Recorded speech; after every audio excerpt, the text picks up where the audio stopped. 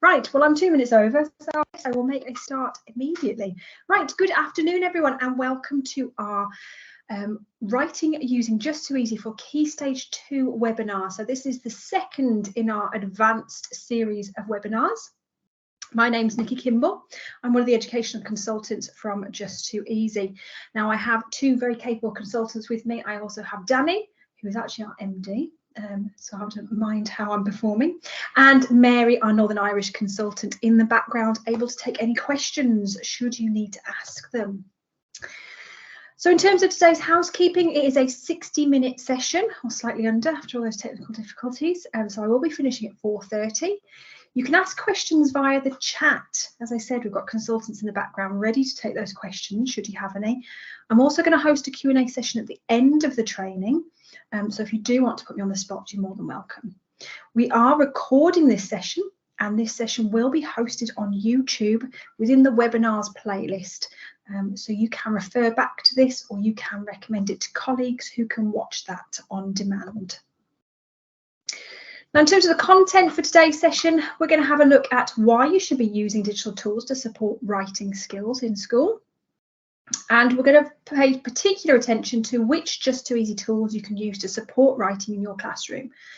And as part of that, I'm going to be doing a show and tell for tools and activity example ideas using the following tools. So we're going to be looking at Resource Library, JIT Mix, J2E5, J2 Office, J2 PDF, J2 Webby, and J2 Bloggy. So we've got a lot of content to get through. And as always, I planned far too much content for not enough time. And as I said, I'm going to be doing a Q&A session at the end as well. So you can ask any questions should you need to. Now, first off, how do you access Just2easy? These advanced webinars do assume that you should already be able to know how to log in and use the tools. But just a little reminder, the tool suite is available using any device anywhere. You can log in using your usual login details. So I know a lot of you are joining us from C2K in Northern Ireland, in which case you would use the EA button from j2e.com, or we are available through my school. Any Welsh schools, you would use your hub login and click on the hub button there. And any Scottish schools can click the RM Unify button, and LGFL schools, there is a button there as well. So you would log in your normal format. Now, first of all, why should we be writing in the digital age? So these are two very useful research papers that I found that really support the use of writing in the primary classrooms. This one in particular highlights that there is a strong link between improving not only quality of writing, but there's a very strong link about students, their quantity of writing, and there's a lot of evidence to support that in that particular research paper.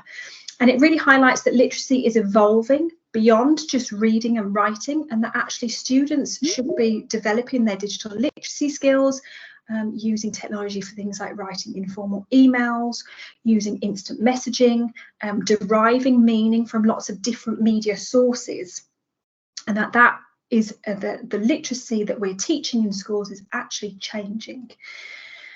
This paper here highlights that, again, for students to be literate nowadays, they need to be reading lots and lots of different formats and different types of text, and accessing information from different areas.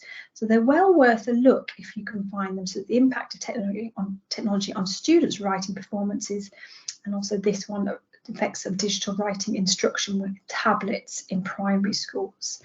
So well worth a read. And also why we should be using digital tools to develop writing. Now, assuming that you're already, I'm not having to win you over because you're already attending this webinar, you already value the use of digital tools to support writing. But some of the key points for why we should be using them. Digital tools provide an individualized environment for our students and a personalized level of support and scaffolding.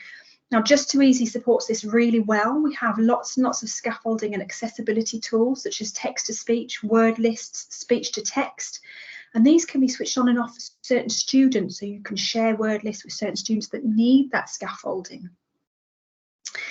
Digital tools incorporate a range of different modalities, so audio, visual, for example, and it also allows students to use those modalities that they find most useful to get their content and their knowledge written down on a page. Now, this is one of my sort of things that I really support, is that students write best when writing for a purpose or an authentic audience. So if a student's just writing in their book, really it's only you and them that reads that particular piece of work. The tools allow us to publish content, to share it with people that are beyond the classroom walls. So I'm thinking in particular parents. Anything that's written into J2 Webby and published can be viewed by other pupils, can be viewed by parents, other teachers. So already you've expanded that audience significantly for that student and their writing. The use of technology helps to reduce inequalities and promotes inclusion. So as I said, we can put things in place for certain students. It doesn't highlight them as being any different because their screen just looks slightly different and doesn't highlight their differences in real life, as it were. And then technology integration can influence writing pedagogy to become more student-centered. So the focus moves away from you as a teacher and it promotes the independence. So things like text-to-speech, students can write a piece of work, they can use the text-to-speech to read that back to them so they can listen to it. They don't need you to help them to read that back. Now, I've picked out the curriculum statements that apply to using digital devices to support writing. Now, Northern Ireland, Wales and Scotland, your curriculum has already developed to incorporate this. And these are the curriculum statements that really highlight that you should be using digital to support the writing curriculum. So Northern Ireland in particular, you've got that it should be students participate in model, shared, guided and independent writing, including composing on screen. And these other two here. Now the Welsh curriculum, this is the writing curriculum, proofreading, editing and improving. I can reflect, edit and redraft improvements. And also this one here, I can present my work appropriately in different digital contexts. This is the Scottish curriculum, tools for writing, so they can consider the impact the layout and presentation will have and combine lettering, graphics and other features to engage my reader. Now, England's lagging behind slightly, so I apologise for any English schools joining us. The only element of the digital curriculum features in the computing curriculum, unfortunately. So this is where all this content is going to fit in, is the selecting and using and combining softwares on a range of different digital devices to design and create a range of program systems and content. So that is where this particular webinar is going to fit for our English schools. Now, before I start, I'm just going to highlight that we do have our YouTube channel. And the reason I'm highlighting this is because it has a whole host of videos, how-tos, webinars, including this one once I download it and re-upload it. So it is a really useful resource for you and your colleagues should they need it. There's also another thing that we're doing, which is a brand new initiative, and this is our live lessons. So we've just recorded number 3 yesterday. Not all of these link into writing, however, this one does, this live lesson here for the J2E5. You can find it at Just2easy TV on YouTube. And that one will highlight how you can make a hyperlinking J2E5 file that links images to different pages. It's a great research project, so I'm going to highlight that later. But you can follow along with that live lesson. So the idea is you play the live lesson at the front of your class and you and your students follow along. So you see how we teach with Just2easy, you see how the tools can be used, and your students create a file by the end of the session. So it ticks many, many boxes. Right, before we get started on the actual tools themselves, I'm going to showcase just how we can create teaching classes.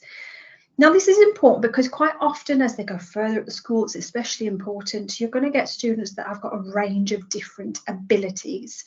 And part of that is you're going to have to be setting differentiated tasks for your students. Now, one of the ways that we can do this is by creating teaching classes. So these are different to your registration classes.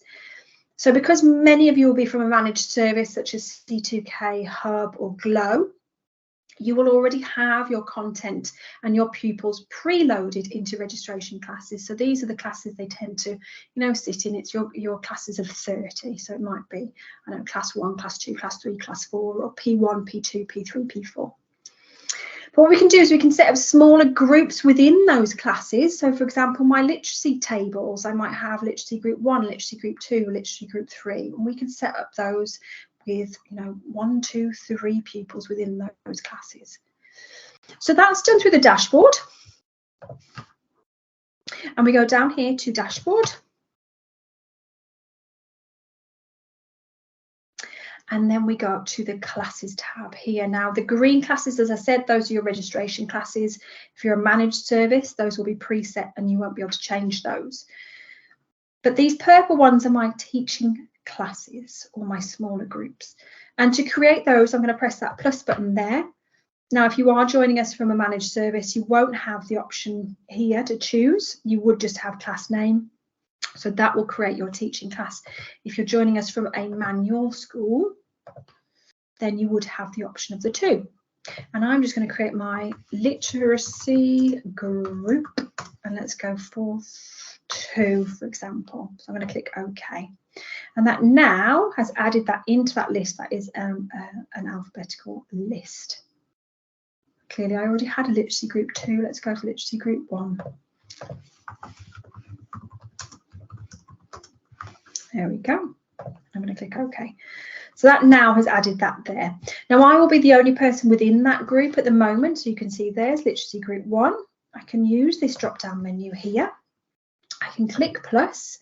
And now I can highlight the users that I want to add into it. Now, if I hold down my control button, I can add multiple students into that class. I can also add additional teachers if I wanted to. So, for example, maybe you've got a teaching assistant that works with that class or that group. You can add them into that group as well. And then I can click OK. And that has added those students into that particular group. So that just makes the process of sharing work or sharing content with those students a lot easier, because when you go into your My Files, so I'm just going to show you. So for example, maybe I've got an activity that I want to share with my students. So for example, this Flying House first person account, I might just want my literacy group 1 to be doing that. So I can go down to share. I can use this drop down menu here. I can go to teaching classes, and there is that literacy group 1. And now they are the only group in my registration class that now have access to that particular file. So they can do the work that is appropriate to their level. So hopefully that might make it a little bit easier when you are sharing work with your students. Now, another thing to highlight, spelling obviously is a huge element of the writing process. We need to know that our students can write and spell correctly. And you can set your own spellings in Spell Blast. So you can create your own spelling lists, you can track the progress of those spelling lists, and it also offers an overview of spelling achievement across the whole school. So that can be done through Blast. Now Blast is here. There we go. We've got a variety of different Blast games, but we're going to open up Spell Blast. And the students can have a practice area. So when they click have a practice, if you as a teacher have shared or set a spelling list with them, that will be shown there. So that is how they would find these spelling lists. As a teacher, you can set those spelling lists by clicking on that ABC button. And then you click the add button there. You name your spelling list and you can add your spellings. And I'm just going to go back. So once you have set your spellings, you then share with your students. So you click that little person button in the top right. And you can share by using the drop down menu and share with your class, or as we've just shown earlier, your teaching class. You could set up a teaching class and have different spellings for each group that you're working with. Your students will have access to that. I don't know why that's, let's get rid of that. I don't know why that's showing. Let's refresh that page. There we go. So your pupils will have access to that until that permission is revoked. So you can take that permission away by just pressing that cross, and that will remove that spelling list out of their list. Now, as more and more students play these lists, you'll get data specific to those lists. So you can see here, I've got quite a few pupils that have played. So I've got this pupil, I've got 8 pupils that played this particular spelling list. I can see the scores that they've had. This word cloud here shows me which words were most consistently incorrectly spelt. The bigger the word, the more consistently that was misspelt. I can also click on any students that have less than 100% accuracy. So for example, let's look at Pierre. And Pierre has got a 60% accuracy, and these are the words that he's incorrectly spelling. So I know that I might need to do some further intervention work with him and his spellings. Now that's specific to that spelling list, but you also get data for all spellings that your pupils are completing, and that can be done through this little graph button here. I can adjust the view, so I can look at the whole year. It gives me an overview here. I've got 10 people that are working well at an accurate score. We've got the leading pupil, and I can also generate some BLAST certificates there for students that are doing particularly well. Now I can see here at a glance which students or which classes aren't doing too well. So I can see there that SP1 aren't doing too well. So let's have a look at SP1. So SP1 is here. And I can see that actually most of the students are doing all right. It's just Ezra that's really struggling. So let's have a look at Ezra. And there we go. I can see Ezra. One of the reasons Ezra's not doing so well is because they haven't practiced their spelling since March. So that might help. But we can track Ezra against the rest of the school. So this is the school here. And I can see that the school are tracking between a sort of 83% and 100% success rate. So I might need to put an intervention in place. So there you go. You can capture some really useful data to help you navigate spellings within school. Now we're actually going to look at the tools. We're going to start with some of the younger tools, moving up.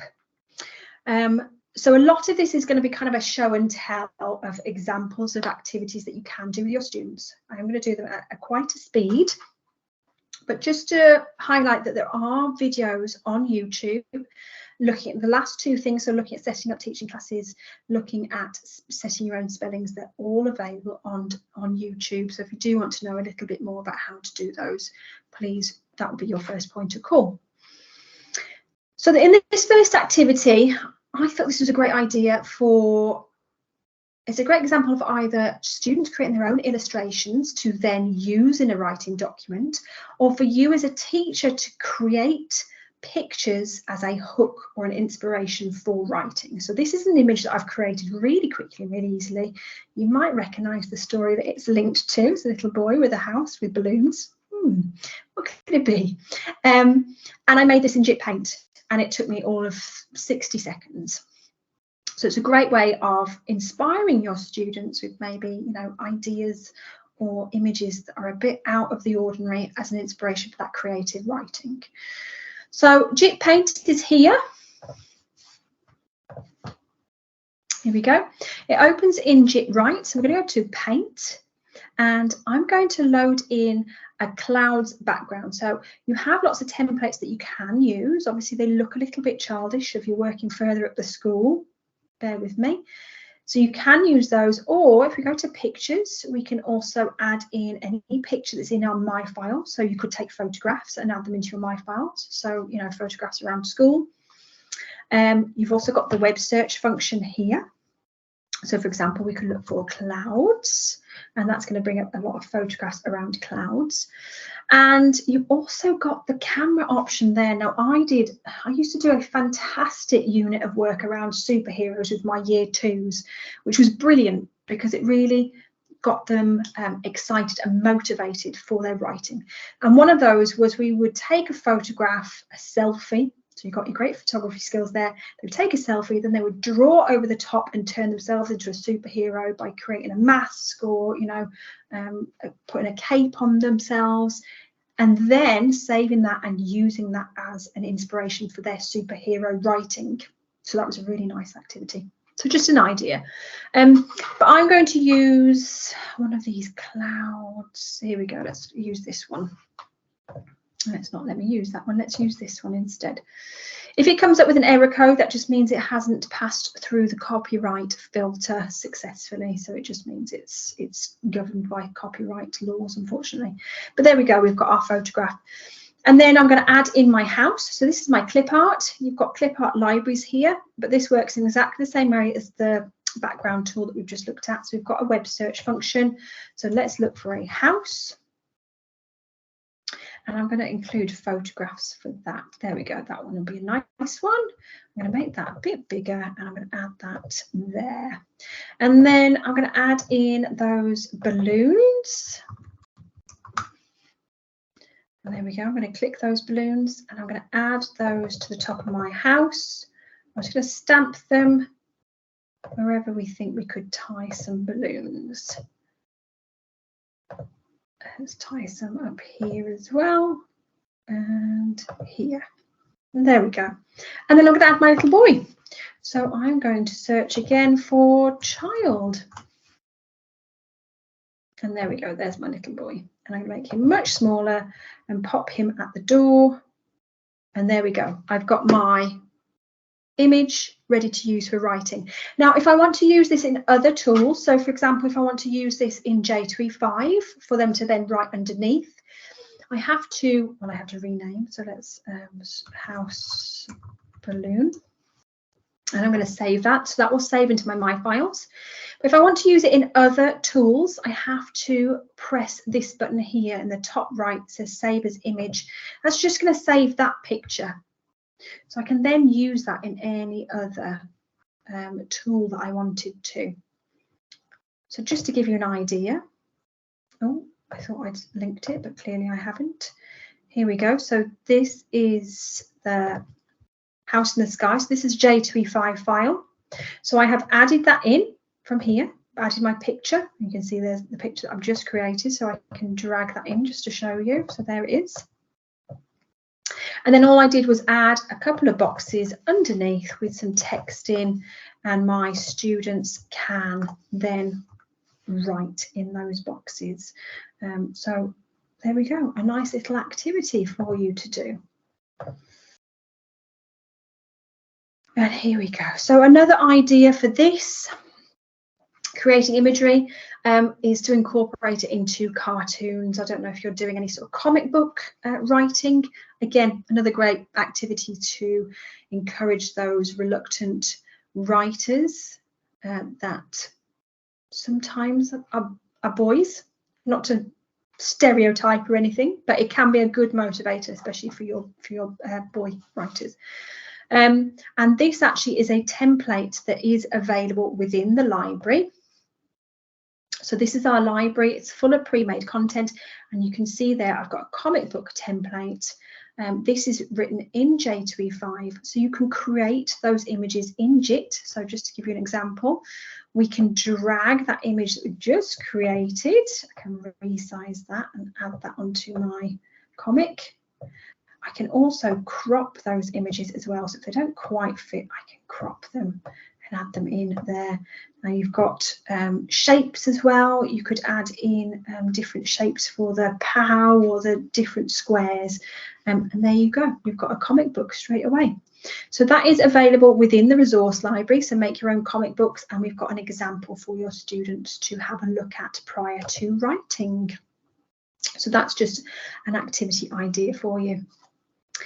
Now we're going to have a look at JIT Mix now. So JIT Mix is an ebook creator. It's geared towards the middle years in school. So I definitely say from year 2, which is P3, up to sort of, I'd say year 4, maybe even year 5, which is your P5 or P6.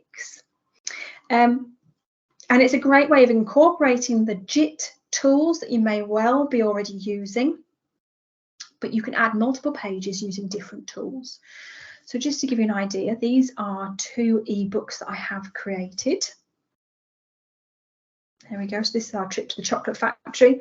I live near Birmingham, so this seems to be a bit of a rite of passage for all children in years 4 and 5 locally. They all go to the Cadbury's factory. So you could go, you could take photographs whilst you were there, then students could come back and write up about their trip, have a little analysis, and they can take a tally chart of their favourite chocolate bars, for example. They could do an animation if they wanted to. So this is made in JIT Mix. So just to show you, I'm going to go for a new one. So the first thing about JIT, and this I think is why not a huge amount of schools use this yet, which is why we're pushing it, you have to choose your page layout first. So you've got 4 different page layouts. You can see we've got one with 4 windows, so you can choose 4 different tools. We have one with a tool and then writing, tool and writing underneath, and then just the tool. So I'm going to choose this one here. Once you've chosen your page layout, you then choose the tool that you want to use. So this colour will correlate with the tool. So that is a write page. That is a branching database page, an animate page, pictogram, chart, turtle, and paint. So I'm going to stick with paint. I'm going to hit tick. And that's going to give me my blank page. So I've got my text underneath and my painting here. So if you're familiar with using paint, your students can paint directly onto this. So they can click on their paintbrush and then start painting. Alternatively, if they've already made content in Paint, they can load that in. So we can click on this button here, which is a little folder. And there you can see I've got my house balloon picture that we just created in Paint, ready to use. So this could now be the start of my story. So I can click in this text box and I can start writing. So I could say the house in the sky by Miss Kimball. There we go. Your text to speech will still work. The house in the sky by Miss Kimball. You also have all the write functions that you would normally have, so we can change things like the font, the colour, and you have your word list ready to use. So we can listen to all of those. And then we can add another page. So for example, maybe our next page was an animation. So we might choose this page, going to click until we find our animation and hit tick. Now this one, I could load in that picture we've just created by clicking on pictures. There's my house. In fact, I could make it fly, so I could use the background that I used, and I could then add in that house that we had, and I could make that fly across the page if I wanted to. So you could add in animations to support their writing as well. You can add multiple pages, and what's nice about this is students can save that and add another page with each subsequent lesson, for example. So maybe they were doing 1 lesson a day using ICT. So they would come up with an ebook that spans a few lessons, or even a whole half term if you wanted to. You would save that in the same manner. So let's have the house in the sky, and that will save into your or their My Files, depending on who's making it. Now, the other thing that we can do, just to highlight this as well, once your students have created some content, you can QR code to it. So this is a great way of having printed evidence without losing any interactivity. So the things that we can create in Just2easy might involve an animation, they might involve some sound, some movement, a jigsaw, for example. You would lose that interactivity if you were to print those files out. So this is a method for having something to print out without losing all that content. So on the piece of work that I want to print out, I'm going to click on this little green circle and I'm going to go down to QR code, and I'm going to click that. And that's going to generate a QR code. Now as it stands at the moment, that would need a school Just2easy account to view it, which is fine. But if you wanted to maybe send this home, or you wanted this on a display board and you were comfortable that it didn't contain any personal information, so no pupil photographs or pupil information in there, you can then press this button here that says publish. That doesn't publish it anywhere, it just removes that requirement to have a Just2easy account to view it. So I can now open up the camera app on any digital device. I can scan that and it's going to show me that ebook in that particular instance. Or this could be a sound recording with a student reading out loud, or it could be a video of a student doing something or reading something, for example. And that will play straight away. So that's nice if you've still got that requirement to have things printed out, especially, you know, if you're using this to support the writing curriculum and you need something for your English books, that would be an option for you. Now we're going to look at J2E5 now. This is one of my favourite tools, and in fact it's what we write our presentations in. So just to give you an idea, if I go to edit, because it has two modes, it has edit mode and view mode, you can see all the tools around this now. So people often think we use PowerPoint, but we don't, we use J2E5. And the reason we use J2E5 is because it's so much easier to use than PowerPoint. Bold statement, I know. So J2E5 can be found here. And it's like a digital piece of paper, so you can use it for anything. You can use it for non-chronological reports or poetry or writing documents or stories or anything that you wanted to use it for. So you have your page tools along the bottom, so we can change the orientation. We can add a paper background, of which there are loads. We can also change the colour of the background. So, for example, here we go. Now, reflecting back on building in independence and scaffolding for the students that need it, you could show, I'm thinking students with dyslexia in particular, you could show them how to do this themselves, and it could potentially make reading a little bit easier for them, as we all know that reading black on white is very difficult, especially for students with dyslexia, and they often prefer having a different coloured background, makes it a bit easier to read. So you could show them how to do that. It doesn't set them apart then. They don't have to wear any funny coloured glasses. They don't have to have certain printing out on a certain colour. They can just change their own screen.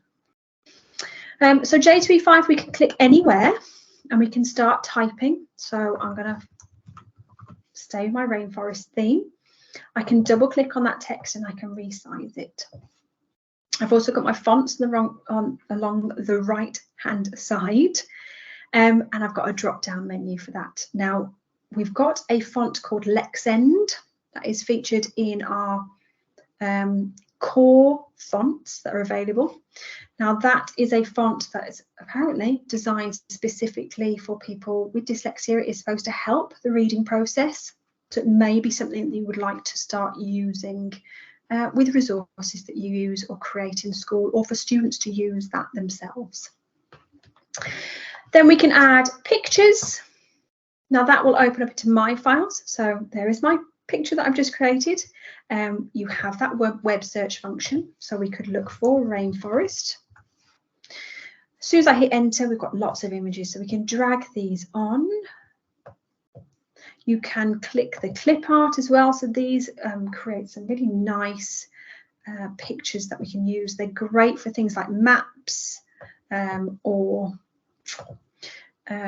flags. Quite often will feature in this. So we can add some creatures into our presentation. Let's see, let's add some flowers, and it should, she says, remove the background. Now, if something comes up like that, it just means that it hasn't passed through the safe search, so it's not copyright free, unfortunately. That one should be. There we go. I can resize. Oh, let's try that again. I can resize images, and I can also rotate them if I need to. So I've got the rotation button there in the middle. And there we go. Other things that I can do, I've got talk as you type. If you want to, you can switch that on. We've got speech to text, so I can click that and I can record, so I can dictate my work instead of writing it out. I'm trying to think of a rainforest fact and my mind's gone blank. Here we go. This might not be factually correct, but bear with me. The biggest rainforest in the world is called the Amazon. I'm not entirely sure that's correct, but you get the idea. And then when you're done, you click add text. Now, that only works with one sentence at a time, unfortunately, but you can add that in and then add subsequent text in afterwards. So we can double click and we can move that around. Once you've added things onto the page, you can check back and see if that sounds all right. So we can highlight that and then use the text to speech at the top. The biggest rainforest in the world is called the Amazon.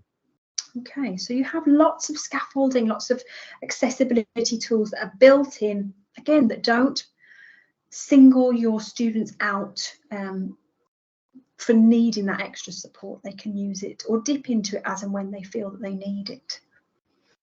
So there we go. So that is J2E5. So then you would save at the top, and that would save into your My Files. And that has now saved. So that's an example of a non-chronological report. They could build that up writing facts. They could research that by reading websites and coming back and typing it up. And there's lots of different things that we can add in there. Now, other ideas for this, and actually this is a new slide. That's why it's thrown me off my stride a little bit. I've added lots of new slides in the last hour, so I'm not quite sure what's coming up next. You can embed videos as, again, as a stimulus for writing. So this was actually magpied as an idea from the Literacy Shed, which is a fantastic website. If you haven't heard of it, go and have a look. Obviously after this webinar, not right now, but the Literacy Shed, fantastic resource. And this is about embedding videos for stimulus. So these can be embedded from any hosting site, such as YouTube. I'm actually going to show you how to do it from the C2K Media Library, because I think the majority of you are joining us from Northern Ireland. But the same principle would be the same. It would be the same if you're using YouTube. And you can embed those videos onto a J2E5 file that the students can then use to create a different variety of writing activities. So, for example, this is a Heinz beans animation that they would then play. Lovely little animation. They have to play it in view mode, and then they go to edit to write it up. So that also means they can't copy word for word what's happening in the video. They have to watch the video, think about it, summarize it, and write it down. And I will show you how to do that in a second.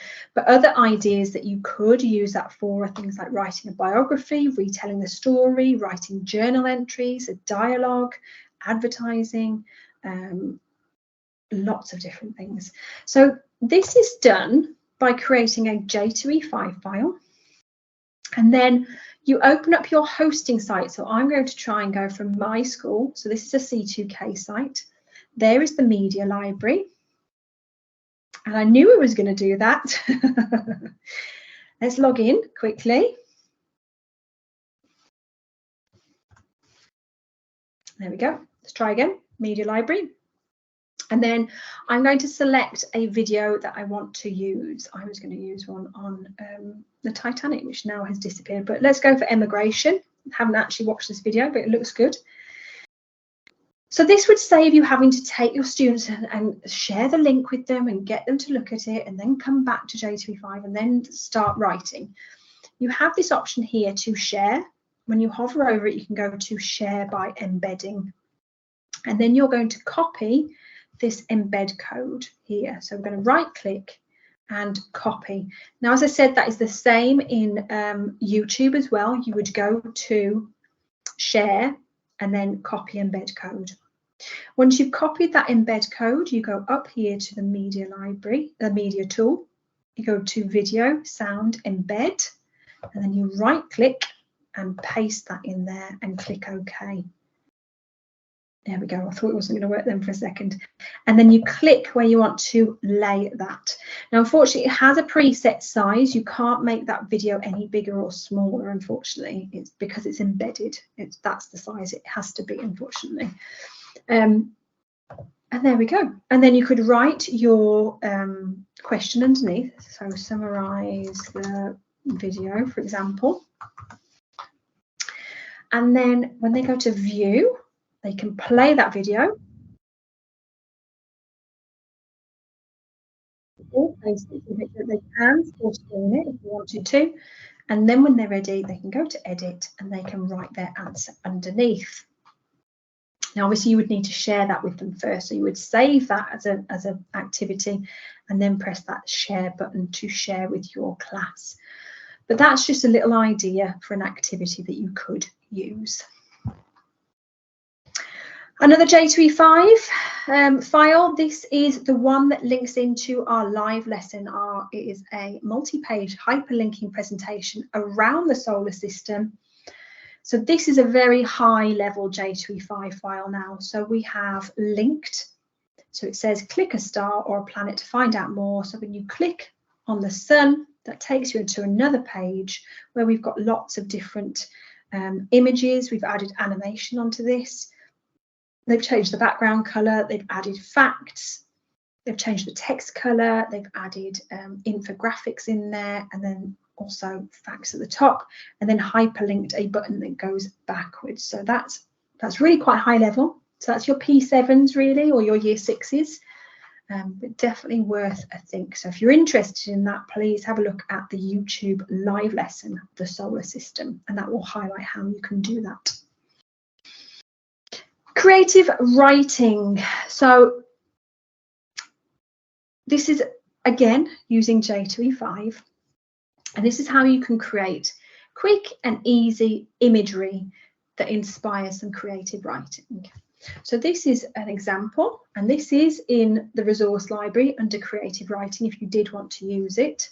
And it's actually a multi-page document. So we've got the hippo on the moon, the dinosaur in the desert, and I'm going to add another page just to show you how easy this is. So I'm going to add in a background image. Let's go for under the sea. Would help if I could spell any of that. There we go, under the sea.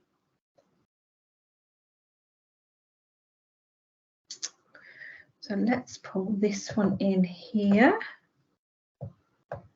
And let's add in, what shall we add in? A diver. Let's keep a diver in there. And we're going to add our diver in. So there we go. So now we could add the question underneath. We could say, can you describe how the diver is feeling? Obviously, you could add lots more questions in there. And then you would save that.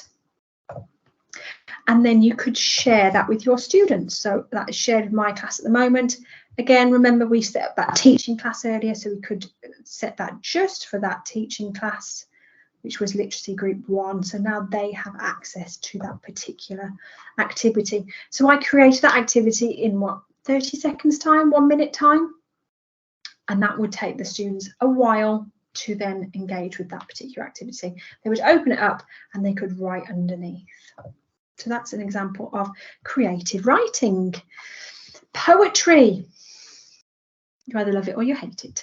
So this is a nice take on poetry. This is shape poetry. Now this one here is coming up. You see, it's Remembrance Day soon enough. And this is a whole resource within the resource library that is available for you to use. If you do want to use any of this with your students, you just have to click share and they will be able to access this. And what's nice about this being in the resource library is you already have an example ready to use. So you can see how that is created. It's lots of words all layered up. So if I just move some of these, you can see they've written the lines and then added it in a sort of shape poem. There is also a template for your students to use. So we've created this so they can then start adding in, we will remember them. So they can double click, they can make that bigger, they could even change the color of it, and they can add that onto that template. So they layer it up. Once they've layered it up, they then click on the template and delete it. So that would create their shape poem. So there we go, and there is an activity file all ready for you. So there is like a lesson presentation ready for you to do that particular activity. So that's something to have a think about. You can use existing worksheets as well. So I'm sure you have a whole bunch of PDFs that you're used to printing out and handing out and having students fill out and hand back. So we can do this through J2 PDF. So J2 PDF is here. It's actually very, well, it's J2E5, but it loads the PDF as a background. So just to give you an idea, I've got a PDF ready to go. So the cave, I'm going to drag that onto J2 PDF, and that is going to stitch that PDF as a background. So there we go. So I've taken that from a literacy PDF that I normally use. So you can see it's year 6. It's got everything preset. I can click on it and I can start typing over the top of it. So I could save that as the cave. It's going to take a while because it's going to save every page. So the bigger that PDF, the longer that process is going to take. And then I could share with my class. So for example, I can just share with my class 1 and they have access to that straight away. A good example of this is the SATs revision documents. So that's something we commonly see used. So you could drag that PDF in, share it with your year 6s towards the dreaded SATs, and they can then go away and practice those practice tests at home or in class, wherever they wanted. So that is J2 PDF. Editing, text or proofreading. Now again, both of these are in the resource library. So this one is probably more Key Stage 1 than Key Stage 2, but the principle would be the same. I made this in J2E5. I just added some text in some boxes, and then I've locked everything to the page, so you can double click and you can lock anything, which means that students can't then, so if I click lock, my students can't then move that text. But what they can do is they can write over the top their changes, so they can just click anywhere and they can add in an apostrophe there. They played, and they can add in spelling. So let's add, oh no, there we go again, and we can cross through that, so we can use our pen tool and cross through. So they can start making their edits or their changes or their improvements. So that is under editing, or I think it's editing in the resource library. So have a look for that. I've got 10 minutes left, so this might be a bit quick now.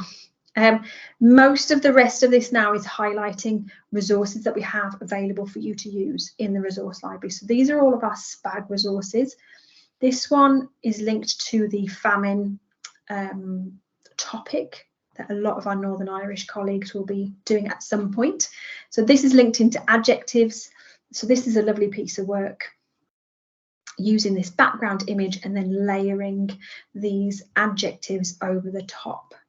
So it's, you know, deriving meaning from that particular picture and using appropriate adjectives. So that is a nice activity. Just to show you, your students won't be able to access any of this content unless it's shared with them. So you would click share, you would find your class or your user, and then click share, and they will be able to access that through the library. So students can only access resources that have been shared directly with them. So you know that it's always appropriate content. This one is rules for writing speech. Again, it's a resource library resource, so you've got instructions for the students, teacher notes, and a template or a file for the students to start using. So they would go to edit, go, and we would go to edit, there we go, and click go before and after. So once a student, if a student has opened that from the resource library, once they start editing, they would just click save, and a copy of that would save into their own My Files. So you would have a copy of their edited version once they have edited it. And then we've also got an antonym match. So this is actually a draggable resource. So we can drag these caring, we could have the opposite of caring. I don't know. So clearly I can't do this activity. Opposite of brave would be cowardly. I can do that one. There we go. So again, they would drag these, then they would go to edit and they would click save, and that will save a copy into their My Files area. Other library resources that we have, so we've got lots of planning documents. So we've got a story arc, we've got a mind map. This is a writing frame for an advert. So all very suitable planning documents. We have varying degrees of story mounting. So we have a simple version, so a 3-point story mounting. We've also got a 5-point story mounting there, so you can build up those skills quite quickly. These again are built in J2E5, so the children will just click edit, click anywhere, and they can start typing and planning out their story. Creative writing files. So there are a lot of preset writing files. So we've got a Dear Diary, fantastic if you're doing an Anne Frank topic at all, or maybe a Titanic topic where you want them to create a diary or a journal entry. So that's a nice creative writing activity. These ones, Mary's created a lot of these. So there's lots of different ones, creative writing. This one's the Let's Fly. So she has created these images that then inspire some creative writing. So the students would then click underneath and start writing. Other things that we have, creating a character. So if you want to start planning out what characters look like, they could draw their character in JIT and then save as an image. And they could import that into that particular file. They can outline the likes and dislikes and hobbies and personality and all that sort of thing. And this one is a story writing challenge. So they have to use adverbs, and they choose the adverbs from the word list and also what story style they're going with. Book reviews. I think we've got about 10 of these. These are the 3 that I managed to snip. So we've got a lot of different styles for you to choose one that's appropriate for your age range, for your class, and you can set that again through the library. Writing frames. We've got loads of these as well. So these are just some of our most popular ones. The newspaper template is by far one of our most popular library resources and has been since the day we released the library, to be honest. So that is there if you are doing any sort of newspaper writing articles, that kind of thing. We've also got this one that is writing an informal email. So again, a really nice real life context for your students, a skill that they are going to need to learn, writing an informal email. And then this one is writing an informal letter. So again, this is a writing frame that is within the library, but I just wanted to show you, you've also got the option, should you need to add additional word list to any J2E5 file. And I've actually already got one that I've created. It is this letter writing. So I'm just going to edit this, just so, nope, that wasn't what I wanted to do. I'm going to click on it. So when I click on it, it opens at the bottom. So you can see I've added all of these words or phrases into my word list, and they will load at the bottom. So we can pop here, so I could say that, I hope that, and it's going to type that in for me. So we do that by clicking on word list and clicking plus. You can name your word list. So I'm just going to have this as letter writing.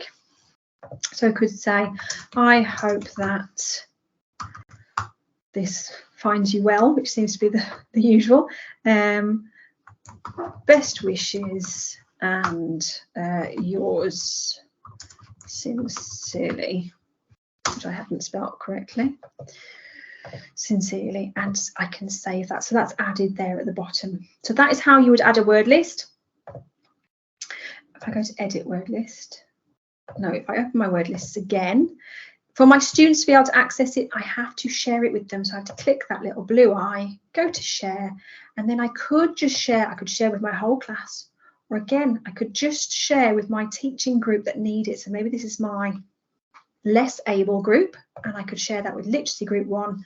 If I shared that whole file with my entire registration class, but just that word list with the less able group, the whole class would see that file, but only that group that I've shared the word list would see the word list. So that's a great way of offering that scaffolding for the students that need that extra support. Right, I have 3 minutes, so I'm going to have to speed through this. Oh, I think I'm almost done, actually. Bloggy. Sadly, I don't have time to showcase Bloggy, but Bloggy is a fantastic tool, again, for your P7, so your year 6s, really. It's all about website creation. They create their own site using J2 Bloggy. They can add in posts, they can add in pages, they can invite people to be collaborators. There are videos on YouTube on how to set this up, how to add in posts, how to add in J2E5 files onto those pages as well. So please have a look for that on YouTube. Right. So the last little bits, we are on Facebook and Twitter, which is now X. I keep forgetting to change this icon. So if you are on X, formerly known as Twitter, we can be found under Just2easy_com. We're on Facebook, just look for us at Facebook, and we're also on YouTube. So just to highlight this to YouTube, here we go. You can find us at Just2easy TV. So this is our YouTube site. You will find this webinar will be posted here probably tomorrow or Friday. Now you can see there's the writing in the foundation stage and key stage 1 version. We have lots of webinars. We will be recording every session and posting it into that playlist. So if you happen to miss one of them, you can catch it on demand there. There are our live lessons. There's the one that we did yesterday, paint and write. They are geared towards certain year groups. So for example, if you open them up, it will say in the description which year groups they are intended for. So this is lower key stage 2. And we've also got some how-to, so there's your accessibility settings, so being able to add word lists, speech to text, text to speech, creating your own tiles, all of that sort of thing. So it is 4:29. I think I've done quite well to get through so much content in so little time. Have we got any questions at all? Anything that Danny or Mary haven't been able to answer? Or any questions that you'd like to ask me?